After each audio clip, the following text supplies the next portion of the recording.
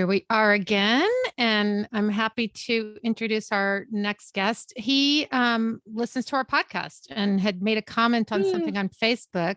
So I just sort of reached out and said, do you want to talk about your adoption? So here we are with Matt Lawson. Matt, hi. Hey, Matt. Hi, thanks for having me this evening.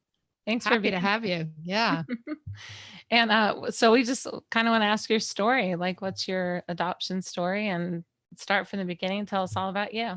All right.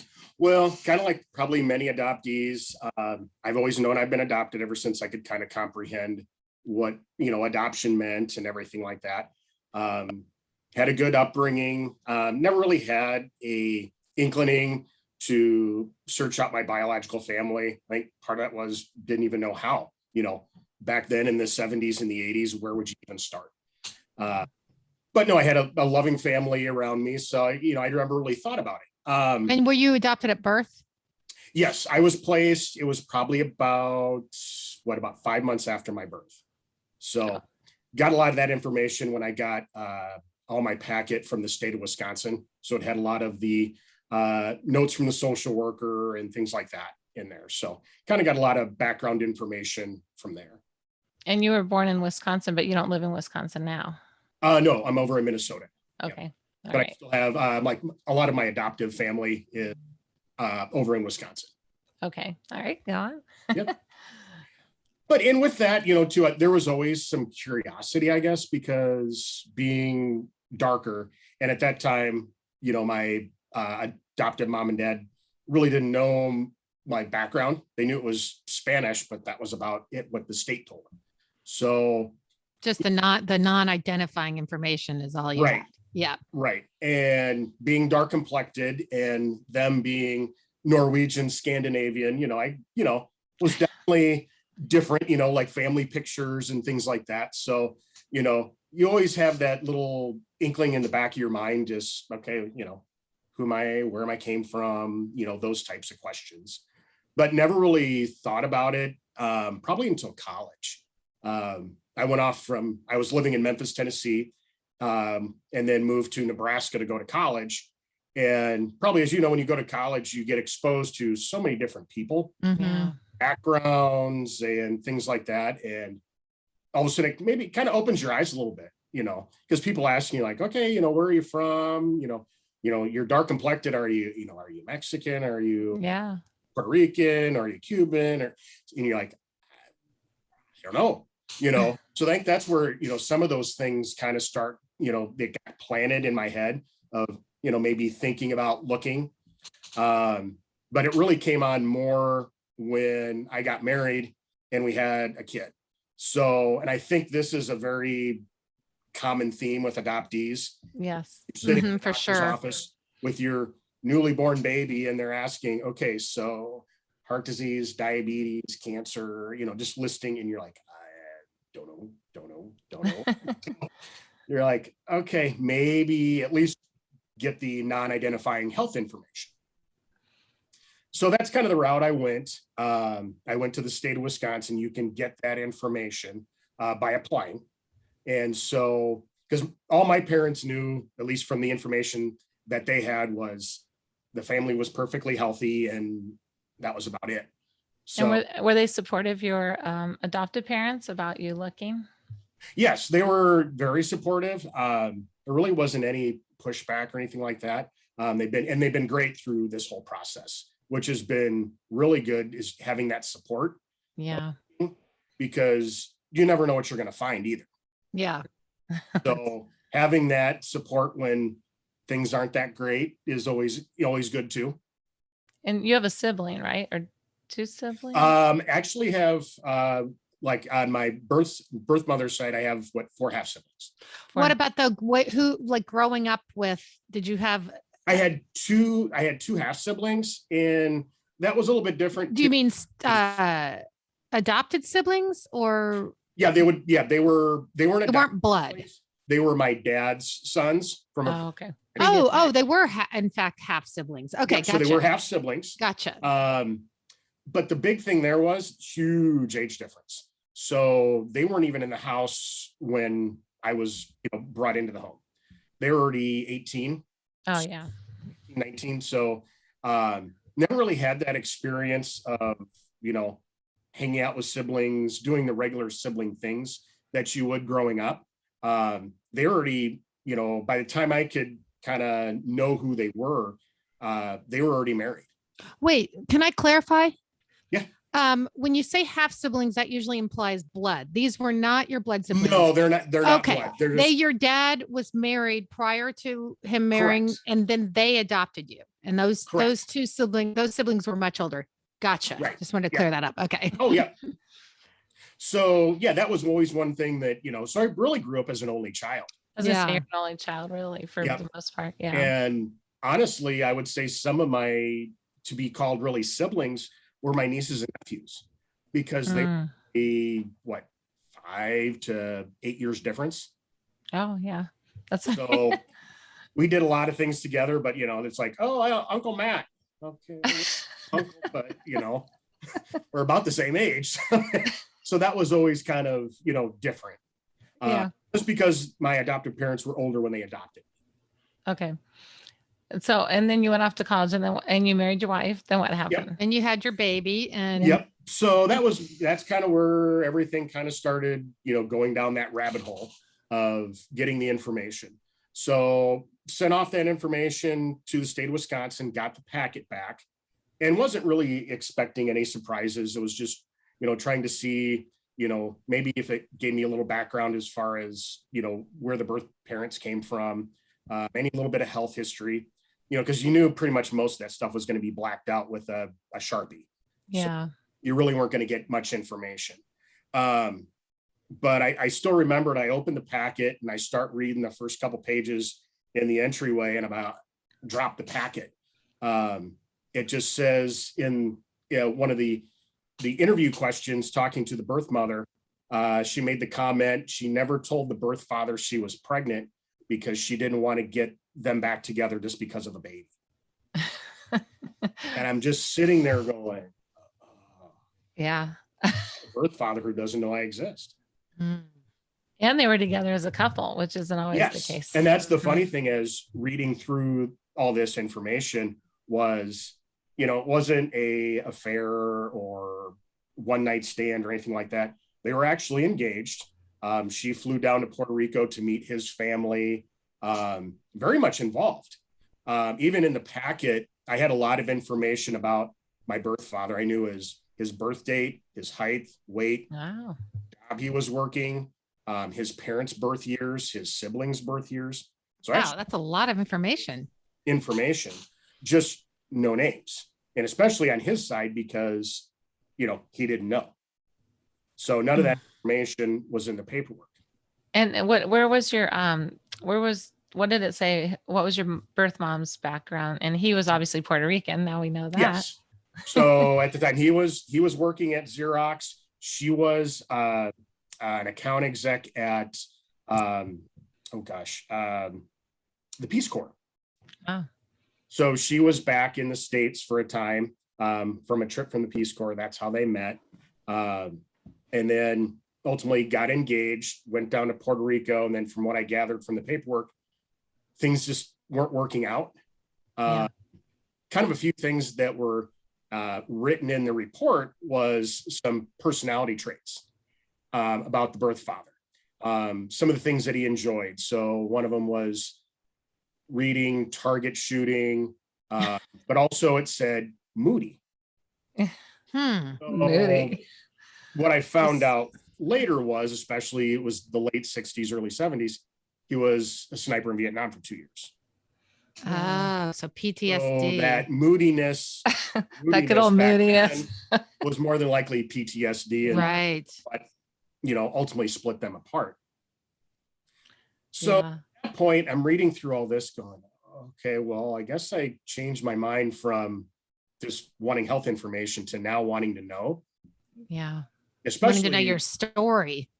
Yes. And especially being a dad, if I would father a child, I'd want to know, I want to be able to be in that, child's life, no matter what the circumstances were.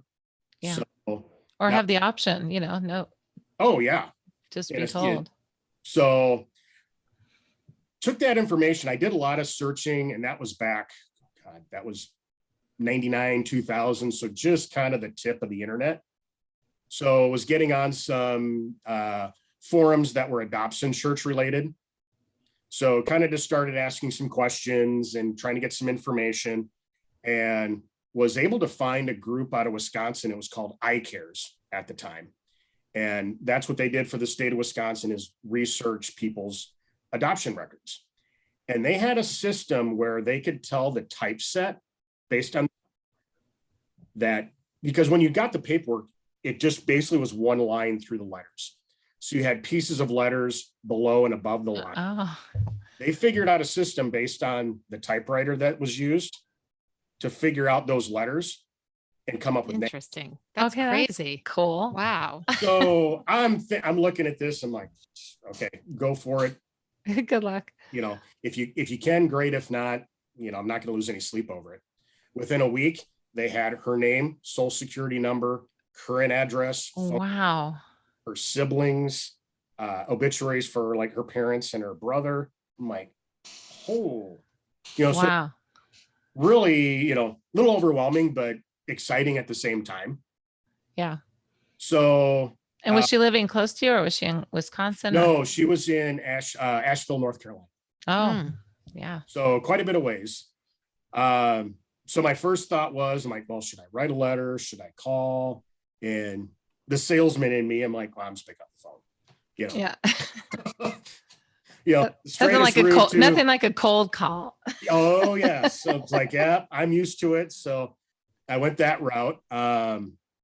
Short conversation. We talked for maybe about 5 minutes, and it Was she surprised to hear from you? And yes. She kind of said, well, I thought this day may come. But then it kind of got cold real quick after that. So it was pretty much, well, are you healthy? Are you happy? Are you successful? I mean, just random questions. And with that, and she's like, well, I've got family over, so I can't talk any longer, but write me a letter and I'll get back to you. I'm like, okay, that's great. I'm sure there's a lot of information she's it's exactly, especially to get blindsided, you know, phone call. Yes. So I've had that call a different way. It's a weird thing to get a call. You're like, it is. And I think about it now, the letter route would have been probably a much better route to go. Just to kind of be able to take it all in, not be taken off guard. Yeah. So wrote the letter, put some pictures of myself, my wife, you know, our daughter in there, kind of just a brief of history of my life, those types of things, and mailed it off. Didn't hear anything for maybe 3-4 months. Oh, wow. That's a while. Yeah. So I decided, okay, well, I'll write another letter just to say, hey, hope things are well. Really just at this point, maybe just look for some health information. Was this airmail or email? This was airmail. Okay. Yeah. No, I didn't have an email for her. So yep, just airmail. And so about another month later, after I sent the second letter, I get a card in the mail, very short. And it was, Dear Mr. Lawson, thank you for reaching out. And that was one of those, Mr. Lawson. That's painful. Yes. So you already know right off the bat where this is going, you know, as he doesn't want a relationship. And it's like, hey, I get it. That's fine. You've made that decision, you know, in your past, and now the past is coming back, and I get it. You've moved on. So, you know, no hard feelings or anything like that. So she said, you know, a little bit of the health history that we had. And then she says, please don't contact me anymore. You. Oh, I'll contact you. And how were you surprised how you felt about it? Like, I was, I guess, a little frustrated, especially, you know, coming from, you know, my birth mother. You know, you would think even just wanting that motherly instinct, just kind of, you know, wanting to know things and just being a little more receptive. Yeah. Yeah. So yeah, it was tough. It was definitely a hard pill to swallow. And so Well, it's another rejection, it's like, well, yes. And as By adoptees the- go through yes. rejection all the time, or Mhm. fear of rejection, a lot Did of our decisions and things yeah. we say are all about rejection. And that just confirmed your worst nightmare of, Oh yeah. It's like, okay, I reach out and yeah. right off the bat. Yeah. And I'll did go you, retreat into my shell. and Yep. that's about, Oh, yeah, yes. that's And exactly because right. I was a shy person. That's what I was growing going to up ask you. anyway. Yeah. About Very much so. your feeling. So not until later in life, once I got to college and things like that, that completely came out of my shell, and kind of find out that now my personality is very much like my birth father's was. So kind of that whole interesting genetic type thing. You mean moody? No, I'm not. Oh. Definitely not moody. That's for sure. So with that, I kind of just, I'm like, okay, well, where do I go? There was an aunt that was listed that was still alive. So on your birth father's side, you mean? Or no, your this birth was mother? on, Okay. this was my birth mother's side. So her Okay. sister.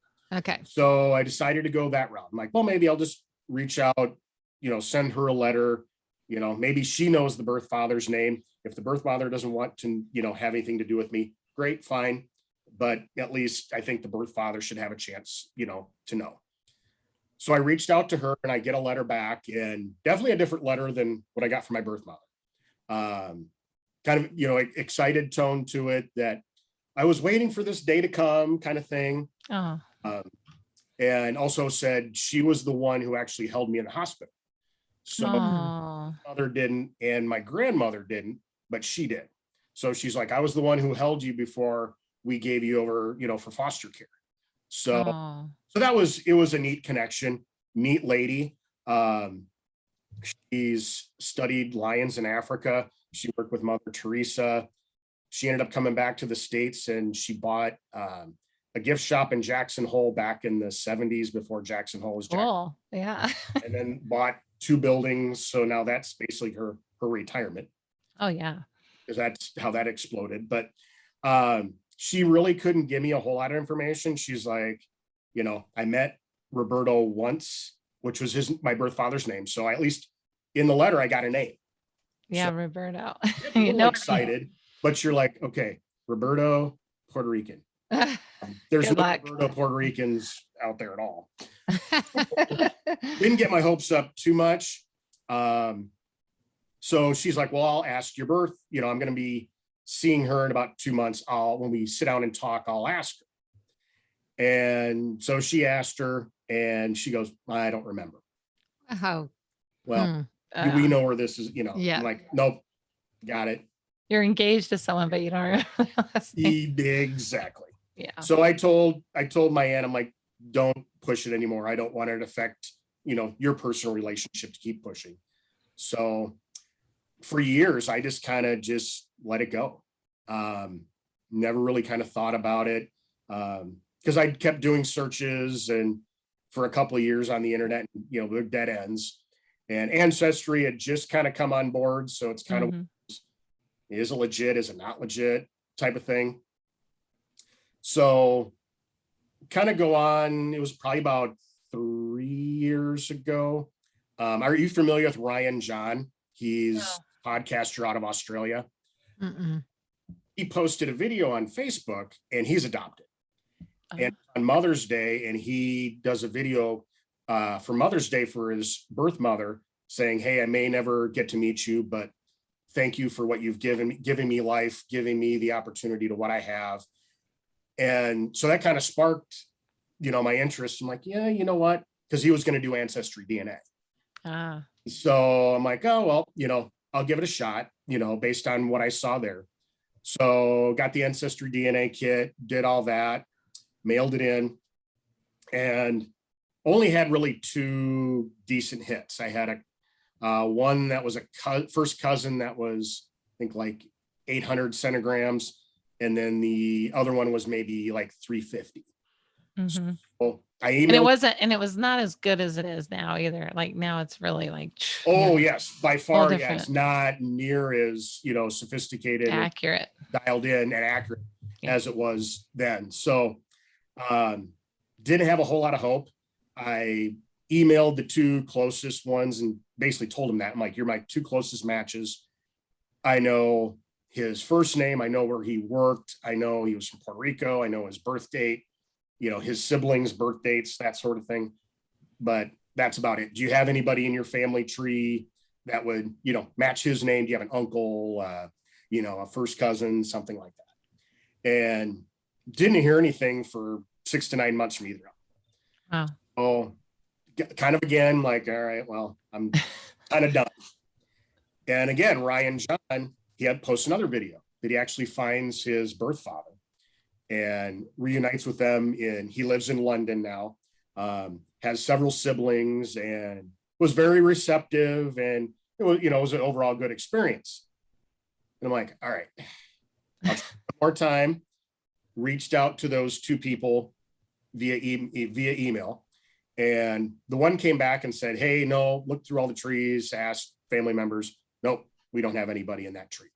So about another month later, I get an email from the other one, and she shoots me an email and she goes, well, the family, I was waiting for the family to reach out to you because they're closer, and it seems like they must not be ready yet, but I am.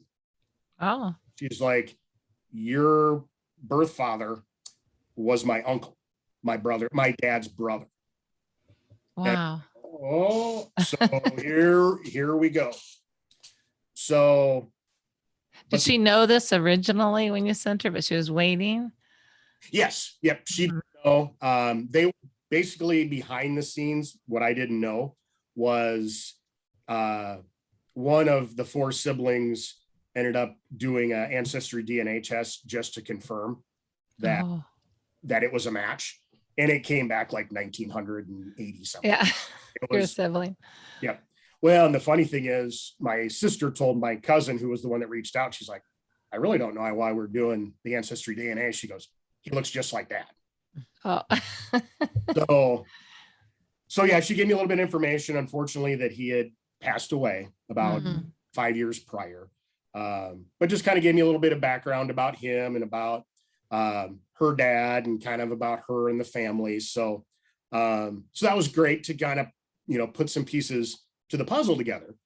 And then actually funny, today is the day that my half sister emailed me and reached out for the first contact. Oh, it's the anniversary. Kind of interesting to have a podcast telling the story on the day it actually happened. Oh, today? Literally today? Literally today. And how long had it been since you had gotten in touch with your cousin?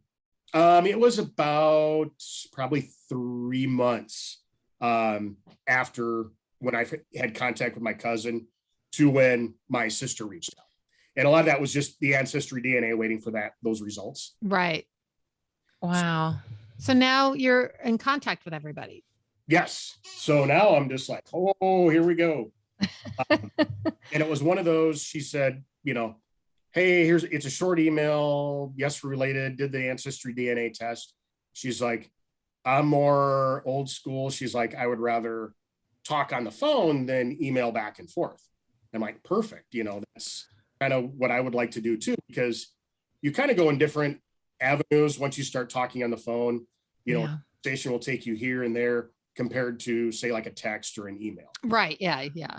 So yeah, I'm just, shaking, what to say, what to do, the rejection part again, Yeah. is she going to like me? Is she going to accept me? Don't say something stupid, all those things that go through your head. And so when I called her up and talking for the first few minutes, it was like somebody I'd known all my life. We just hadn't talked in like a year or two. Wow. So it's always so crazy that it is. And that's that. where my adoptive dad even made the comment. He says, see, that's genetics. Yeah. Just, that's the way things are. And so for the next 3+ hours, we talked on the phone just about our lives, families, asking a lot of questions about my birth father and his history and stuff like that. So how did he die? Heart attack. Aye. Yep. And so that was the health history part is, unfortunately, he passed away from a heart attack. His brother, which is my cousin's dad, he passed away from a heart attack in his 40s. Mm. My grandfather on my mother's side died of a heart attack. Her brother died of a heart attack. She's had a heart attack and a stroke. So you know what to watch. Yeah, you definitely. Oh, that, yes. that I've is had some my stress valuable test. information. I've had Yeah. all these things done. Diabetes was another one that runs in the family. So I have that as well. So it was good to at least get some of those things found out. So I've gotten tested for a lot of things, but also had my daughter tested as well, especially for diabetes and things like that. Just more for, for the future. And Yeah. and were they all in Puerto Rico? Where did they live at this time? They lived all over. So with him with Xerox, he ended up being the VP there. So they lived in South America, Puerto Rico, Wow. New York, Connecticut. They kind of moved all over. So yeah, kind of just very interesting paths. So 2 of my siblings are now in California and 2 of them are in Florida. And have you And met have you everybody? met? Yeah. Here's the big one here. Met one. So my half sister who I talked on the phone, shortly after, we talked, then we were texting literally probably 20 times a day. Oh. Hit it off. Our personalities are very, very much alike. So ultimately, I'd say we pretty much become best friends, which is awesome. That's pretty cool. Finding somebody who's very much like you. Yeah. That's how I am with my half sibling too. I mean, it's just crazy how similar we are and similar humor and. Oh, yes. Yeah, just even, laughs and looks like that. So 3 aren't quite ready yet, which is, hey, that's okay. This is, a lot to deal with. How much younger are they than you? Yeah. What's that? How much younger are they than you are? Let's see. One is like 2 years. It's like 2, 5, like 7 and 9 are the age differences. Any brothers? 2 brothers, 2 sisters. And so the one that you're close to, is she the one closest in age to you? No, she's the middle. She's the middle. And the other 3, they're just not ready yet.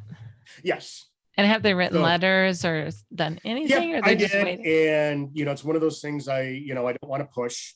As I've told my sister, it's like, look, I never thought I was going to be able to find any of you.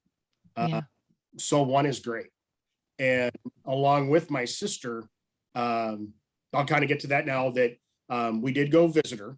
So during these conversations and phone calls and then the text, she's like, just one day she goes, so when are we going to meet? Like, oh, okay, here we go. So then that nerve-wracking part comes of, again, the rejection part, going down there to see them and are they going to like me? And, will I fit in? And just all those things that go through your head as an adoptee, pretty much all through life. You feel like a little kid again, don't you? It's like, yes. Oh, yes. Just vulnerable. Kind of some scary things of thinking back, as a kid, just trying to be accepted. Yeah. So, and especially, we booked a hotel, got her flights, sent all that stuff to her. And she's like, well, why don't you stay here at the house? Okay. Really? I'm like, are you sure? It's one of those, again, of the rejection piece. You stay there, they don't like you, what happens? It's just all these things start going through your head. And so I'm like, you know what? All right, leap of faith here. Let's do it. So we end up flying down to Florida to see them. And this is actually kind of a little bit of a funny story that we get in a little bit early down in Florida. So I text her and say, hey, we're going to grab a bite to eat and then we'll be over because we got in, I think about an hour and a half early for some unknown reason. Airlines that's rare. Yeah. Yes, very rare. So we decided we look at some restaurants close to them. There was a Jewish deli close. We're like, oh, we'll go there. Well, line's out the door. So we see a Wendy's across the street. We're like, well, we'll just go grab a sandwich and then we'll head on over. And we walk into the door and my wife goes, there's your sister and Chalo. I'm like, what are you talking about? like, all I see is retiree, blue hair, people. I'm not seeing my sister, whatever. Lo and behold, they're Wendy's. No. At Wendy's? Yep. So Come on. there was a car wash next Get door. a Wendy's reunion. They dropped their cars off to get the car wash, and they came in sandwich. So that pressure of, a video of the meet and greet and all that was kind of taken out, which was fine because nice. Yeah. the stress level was high. Wow. So worried. So I think people in Wendy's were kind of like, what the heck is in the lobby of Wendy's, because we're hugging and all this stuff. So I do now have a special, place in my heart for Wendy's. Yeah. Although with your potential heart problems, I'd stay away. Exactly. I'm like, all right, get the Baconator and a Frost. Oh my goodness. So, yep. So then we just finished eating and then go over to her house and, really have that, that more of a moment as far as the hug and just kind of just more relaxed atmosphere. So spent the night there, cooking dinner, talking, getting to know each other, finding out that, my birth father was big into food and culinary, which that's my background in my job, and always Wow. a restaurant. Well, just before he passed, my two sisters and him were looking at buying a restaurant. Wow. That's kind of finding out all these so weird how that is. things that, that you were alike. And throughout the night, my sister and my brother-in-law just kept having to like grab each other and stop talking. Like his facial expressions, he's his hands, he's moving his hands like yeah. that. So it was just kind of, they said it was, weird, but it was in a good way. Yeah. Wow. So you're still obviously in touch and oh yes, great trip. And did your biological mother, so I'm assuming no contact in all these years. She's really never come around. I haven't pushed the issue. Are you still in touch with your aunt? Yes. Yep. Yep. Did you update them as to all of this? Oh yes. Uh-huh. She was very excited. And the funny thing is my daughter is in a field similar with hers as far as, she did a lot of research and rehab with animals and things like that. So my daughter is a marine biologist down in Florida, and she's currently rescuing in the rehab of manatees. Oh yeah. That's been a fun connection. Just, telling her all about what my daughter's been doing. My grandparents lived on the Manatee Pocket. Oh, my adopted okay. grandparents, Yes. where they do have the rescue center. Yep. That's so neat. Did your birth mother have any other kids? She did not. And never like that was kind of weird that she didn't want to reach out. Yeah. Because, deep wounds, maybe. Yeah. Just shut down. And I think so. Just some of the information I got from my aunt was, she said, my aunt said she lived her life by what their mother told her is don't let a man run your life, your life. So that's what she did. She goes, Bonnie, on the other hand, she goes, kind of lived life ruled by the men she was with. Mm-hmm. Well, she goes, currently Don, who's her husband, doesn't know anything about you. Hope Don's not listening. Yes. Yes. So yeah, that's one of those that, I'm like, all right, fine. You know what? I won't push it. Because not only did I find a sister, but that weekend we flew down, we Skyped with some of the other families. So my cousins, my aunt. And so, yeah, now we've seen them multiple times and done things. Wow. My one cousin's actually helped my daughter get a condo down in Florida. So it's been a fun trip, with meeting some new family. And what about your biological, your adopted parents? Is your mom still alive or just your dad? Both of them are still alive. Both. Yep. And have they met your family? They've talked to my sister via Zoom. Mm-hmm. So, yep, they That's cool. My dad's excited at some point to meet her. So yeah, this is a they've been very supportive and open. Yeah, so, that's really neat. I'm glad you have all this, especially in light of like the way your birth mother handled it. And I mean, you never know someone's wounds and how they Oh yeah. cope, And I'm trying to but kind of look at nonetheless, it, like, through her eyes. Cause, as we dug through a lot of this, she came from a pretty predominant family in Wisconsin. Her dad was a high profile lawyer. He wrote a lot of law books and things like that. So, wasn't, because they weren't married, they were engaged, but they weren't married and then broke it off. Was that an embarrassment, as having the baby? Because in the paperwork, it also said once she had the baby, she shipped out to on her Peace Corps job overseas again. So she didn't stick around home. She went off. It's almost like no one needs to know. Off you go. Separate herself from everything that happened or any questions that would come up. And it I sounds have a like she really compartmentalized. That's what I was gonna say. I think she really put this in a box and put that box at the top of the garage. Shut that cabinet door. And then you have somebody coming to try to peel the tape off that box a little bit. And maybe Dawn one day will open up that cabinet. Yes. Who knows? This is what a great story, Matt. Really, how it shows the one of the, as bad as Facebook can be, this is one of the great things because we were able to connect with you and hear your story. And oh my gosh, it's been neat that. And it's kind of one thing that I documented my story as I was going along on my Facebook page. And it was interesting to find out a lot of people who went to school with, whether it be high school or college, and I had no idea that they were adopted. Oh, we've had that too. We've had emails so it's from been kind of one of those things that, if we would have known, that could have given us a different bond, than what just a friendship that we had in high school and college. And actually one of them, the gals, she actually instituted her search based on kind of what happened with me, and ultimately found her birth mother and her sisters. She just got married this year, and her mom and her siblings were at her wedding.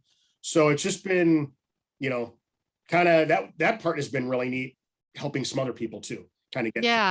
Yeah. It's really great. You put it out there and then you don't know who you're affecting, and there's a whole community, whole community. Yeah. We both had friends from our past write us that, I wasn't close to in school, and Sarah wasn't either. And you're like, wow, that's really, maybe we weren't ready to meet then. Like now is the time to bond that we're talking about it, or it's just. And I think so, because as, teenagers and even young adults in your 20s, you just, are you truly ready for that, as far as building a relationship? And even looking at the other side, would my siblings have been, like my sister, would she have been ready 20 years ago when I first started this search? Right. Probably not. Yeah. And your other siblings are still getting ready. I mean, it's still a thing. Yeah. And it sounds like that'll happen at some point. I think so. I hope so at some point. As my other cousin said, she goes, and this is one of those things that you maybe hear sometimes, talking to different people, but it's one of those, you love hearing it, but it's also, she made the comment, if Bob would have known about you, you would have been with him. Oh.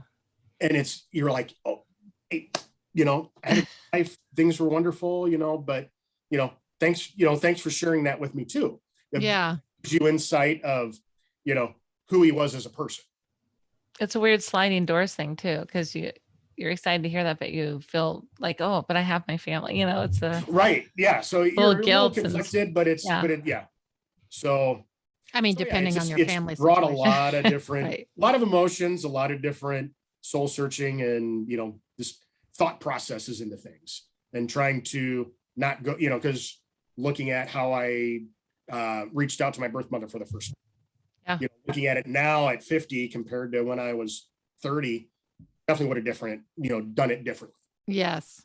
But it all kind of, is what it is, right? And right. Will you please keep us posted on when your other siblings are ready to meet you? I will, for sure. Definitely want to hear about it. Yes. And when you hear from Dawn as well. Yeah. Yes, that could be, very interesting. So it's funny how you have the things. I mean, if we met you, how we just met you, we had a little pre-interview and talked to you, and you're just outgoing, and you do sales, you're very you wouldn't get that inside. You still have the same thing Sarah and I talked about when we were all young, that, shy and do I fit in, and the insecurities and all these things. It's like, Oh, yes. we all have them.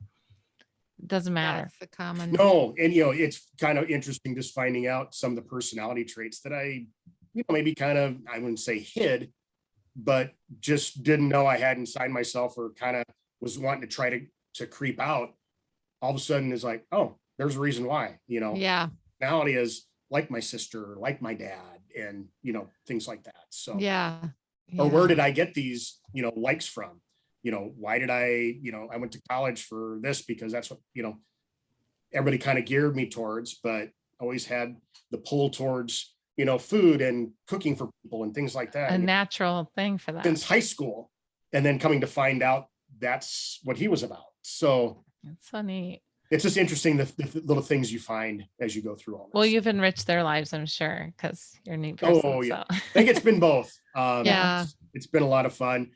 Opened me up more as well too. So Yeah. Well, we've loved this. We loved getting to know you. And yes, it's been fun listening glad. to your podcast and listening to people's different stories, because that's the fun thing about it too, is every story is different. Every story. Every story is some are different, just and then there's different. something similar, and yet they're the same. We were all babies relinquished. Yes, I mean, therein lies the similarity. That's a pretty heavy, deep thing, it is. And that's especially with your show. It's also lending support to people. Yes. Just listening to it and just being able to relate to some of the topics that you're talking about, or the situations. And I'm not just the only one. There's other people. Yeah. Through some of the things that are similar, and just helps them get through some of those things. It helps them. It helps us. Sarah and I are learning as we go. So it's Yeah. I bet. And Yes. peeling back more layers as we come out of the fog. That is for sure. Yeah.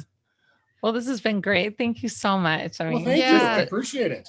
a great time. And stay in touch with us and let us Yes, know. I will keep you posted as things go along and things change. Yes. I'm happy for you though. It's really, you Yes, seem like you're just so thrilled and happy. So it's nice to see. I am. It is nice Yeah. to see.